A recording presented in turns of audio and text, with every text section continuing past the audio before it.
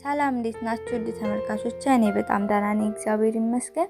ሴትነት ጥበብ ነው ከተሰኘ የጥበብ ማዕድ እንኳን ደህና መጣችሁ። በመጀመሪያ ይህን ቻናል የጀመርኩት ለመምከር ሳይሆን የእናቶቻችንን ጥበብ ተጠቅመን ማንነታችን ላይ እንዴት መስራት እንደምንችል፣ ውስጣዊ ሰላማችንን እንዴት መመለስ እንደምንችል እና ለነገው ትውልዳችን እንዴት መስራት እንዳለብን በማሰብ አብረን እንድናድግ ነው። የጠፋብንን ማንነታችንንም ፈልገን ለማግኘት ይረዳና የዛሬው የማንነት መጥፋት ነው። ማንነት እንዴት መጥፋት ይችላል? እንዴት ነው የሚጠፋው የሚል ነው ሐሳቡ። ለምሳሌ መጥፋት ሲባል መንገድ መሳት ብቻ ይመስላችኋል? ትልቁ መጥፋት ግን ራሳችንን የምናጣበት መንገድ ነው።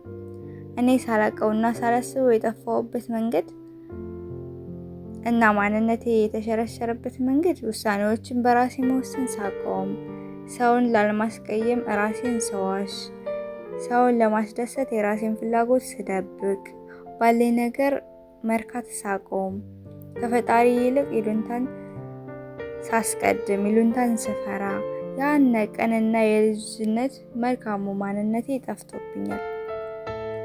አሁን ግን እግዚአብሔር ይመስገን ሁሉንም ነገር በመመርመርና ቁጭ ብዬ ለራሴ ጊዜ በመስጠት ወደ ራሴ መመለስ ጀምሬያለሁ። የእናቶቻችንን ጥበብ በመገንዘብ እንዴት ሲኖሩ እንደነበረ ወደ ኋላ ተመልሼ በማየት እና ሴት ልጅ እንዴት ነው ዘመናዊና ባህላዊ ከሚል ነገር ወጥታ ሴት ልጅ የተፈጠረችበትን እንዴት ነው መኖር ያለባት ብዬ ሳስብ ከእግዚአብሔር ጋር ስገናኝ ወደ ማንነቴ እየተመለስኩኝ ነው። በጥቅሉ ማንነታችንን እንድናጣ የሚያደርጉ ትንሽ ነጥቦችን ይዤ መጥቻለሁ።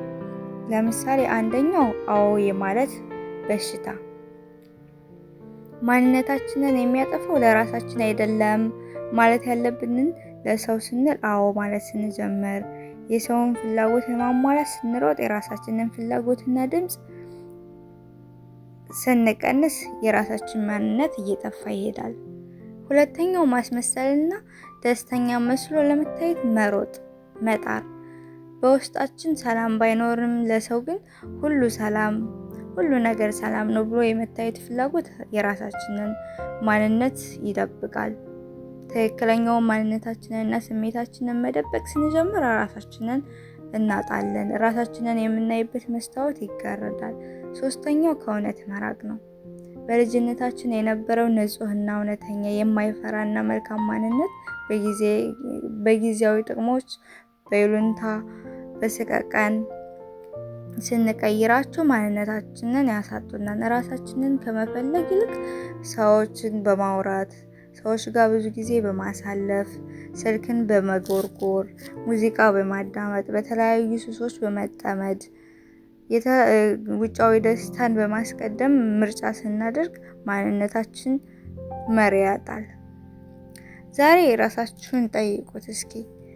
የምትኖሩበት ህይወት የራሳችሁ ህይወት ነው ወይስ የሰውን ፍላጎት በማሟላት ላይ ናችሁ?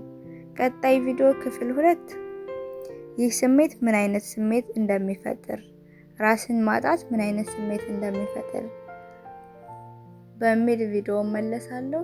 ቸር ቆዩ።